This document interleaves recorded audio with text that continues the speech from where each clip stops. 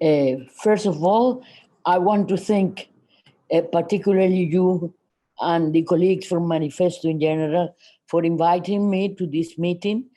And I am very happy that I'm chairing this meeting with so many distinguished and interesting talk and speech from the colleagues that have preceded me with their intervention. The subject of socialist democracy, which is, as we know, essential and for the most possible complete socialist society, and moreover, to what it is, according to my point of view, correct, the construction of a socialist society. So, socialist society is a period, is constructed, and at the same time is a transitional. All this has to bear upon what democracy for this society is.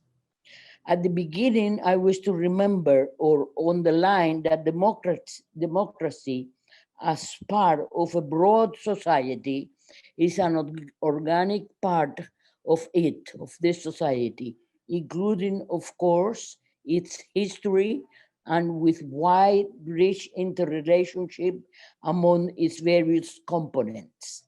Regarding this point, it is necessary to keep in mind as a reference Marx's concept and theory of the economic social formation, this essential, absolutely key concept of Marx theory.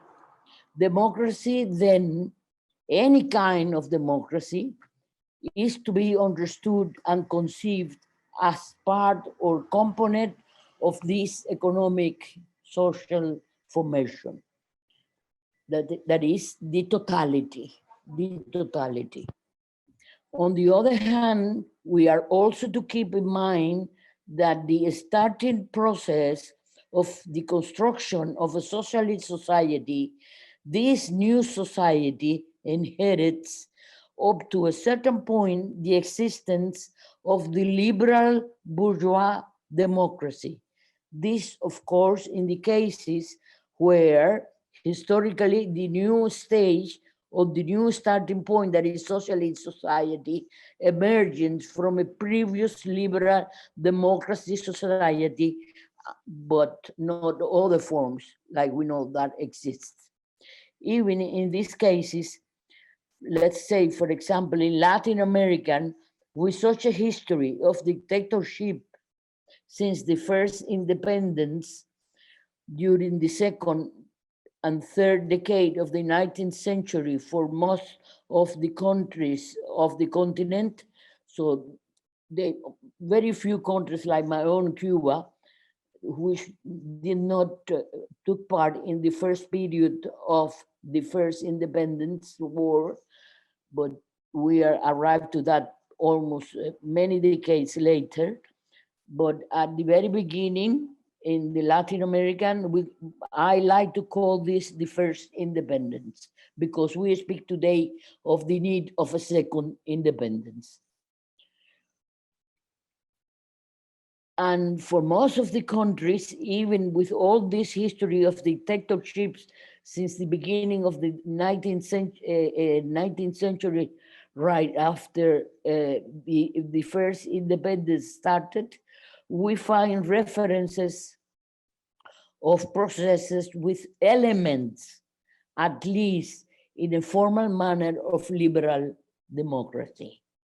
The subject of democracy implies also the state and the subject of the civil society, as well as, and this is also of the utmost importance, the relationship of the two, that is, the relationship between the state and civil society, was key to Marx, as it was key, for example, to Gramsci, as we all know.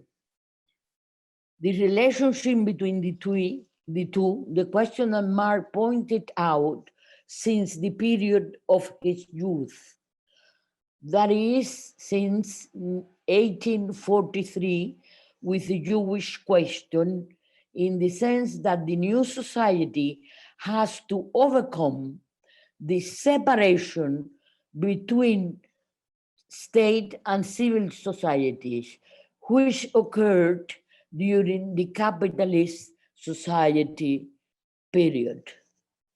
That is, for the new society, socialism and future communism, both of them had to re-meet again, to come together again.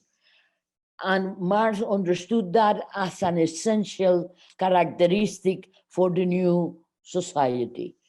This, for me, is very important if we have to develop a broad sense of democracy. For socialism, with all models and a variety of models, but there are essential points that has to be kept in mind. And this, for me, is one of them. Whatever model, the way in which them both are meeting again can change from country to country, from one experience to the other. But the idea that they have to come together again, it seems to me, has to be a key characteristic of the socialist society. The idea of this idea of coming, let's say, together of both of them was never abandoned by Marx. In the 18th Brumaire, he did mention organizations of the bourgeoisie as part of the civil society. So including organizations which we do not find so clearly in the period of youth. And then, as we also need to remember, this idea was stressed in Marx's text, Civil War in France, that is related to the Paris Commune. And there, if we remember a little bit, is one of the essential points for Marx, that the state do not, let's say, eat civil society, but civil society also needs a state. They have to come together. I like to say sometimes that what puts them together is that they have the same project for society, and the society as a whole construct the new project. Creating a lot has to be very creative, but on realistic basis. Realistic here, I mean adequate understanding what society and history are. So I wish to underline the idea of the intimate relationship between the idea of democracy in the new society and Marx's thesis of the need of meeting a state and civil society.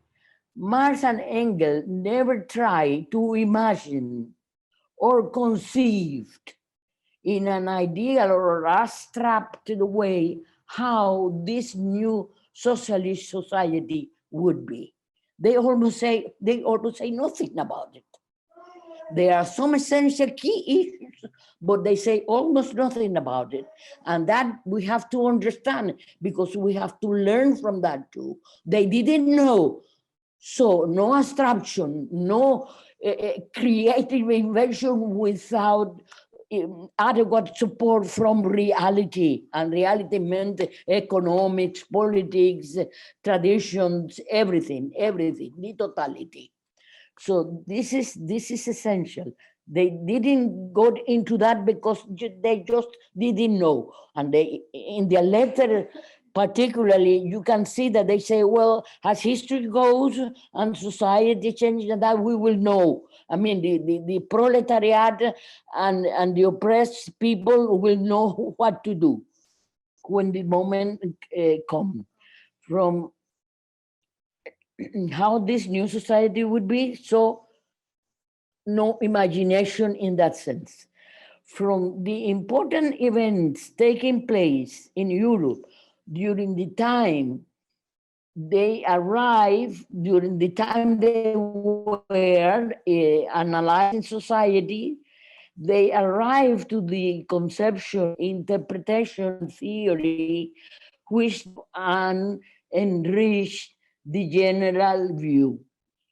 Allow now me to remind that that first it was of the need to take or seize the political power. They then learned that this was not enough. I remind you of that. It's not enough, and that the machine or the machinery of the state, of the bourgeois state, had to be destroyed. But then stayed the question about what is going to replace the old machine that had been destroyed. And then the problem is they didn't know. And they acknowledge it. And we learn from that. Acknowledge we do not know. Again, they stay open, these questions stay open for many years. And then again, they did not invent outside reality of society or of history. This is new machine, how this new machine, let's say machine, it's a metaphor, of course, would be. Marx and Engels considered the French Commune, as you remember, as the new form. And I want to underline now the word that Marx uses, finally discovered.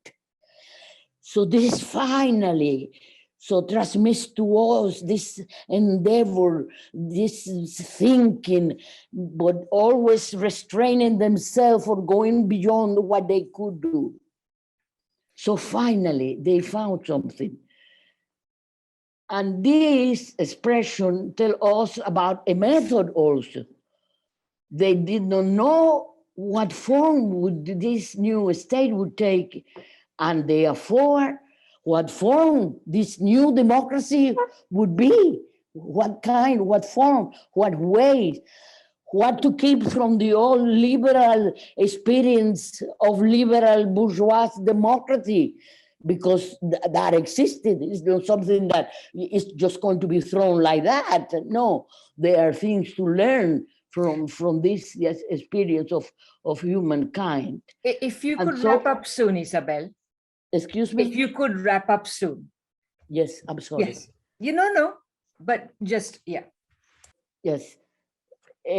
So this has to fit into this totality and establish links and being coherent with the rest of society, taking also into consideration social classes and the question of power.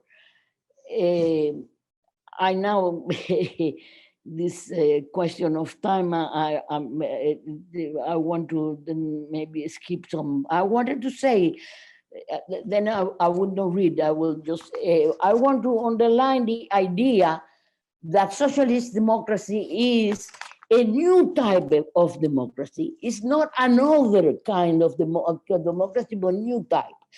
But a new type that is essentially different from any other kind of society, of democracy that could exist.